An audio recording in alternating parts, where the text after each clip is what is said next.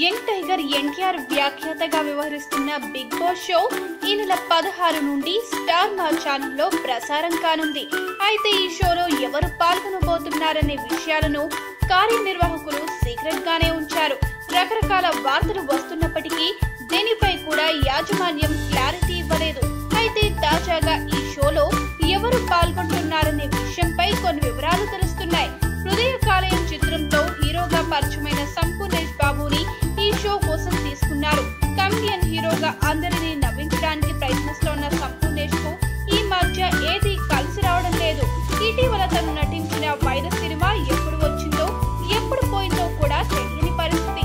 ఈ క్రమంలో సంపూని ఓ పోటీదారునిగా కన్ఫర్మ్ చేశారు. అలానే అవకాశాలు లేక ఇండస్ట్రీ నుండి కాస్త దూరంగా జరిగిన ఐటమ్ గర్ల్ ముమైత్ ఖాన్ ను రంగంలోకి దించారు.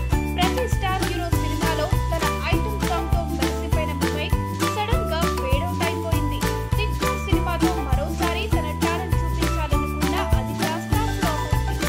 మళ్ళీ ముమైత్ కు అవకాశాలు లేకుండా పోయాయి. ఈ నేపథ్యంలో ఆమెను బిగ్ బాస్ షో కోసం సంప్రదించగా అంగీకరించినట్లు తెలుస్తోంది. అలానే నటుడు నవదీప్, యాంకర్ రవి, లాస్య కూడా ఈ షోలో పాల్గొనబోతున్నారని చెబుతున్నారు.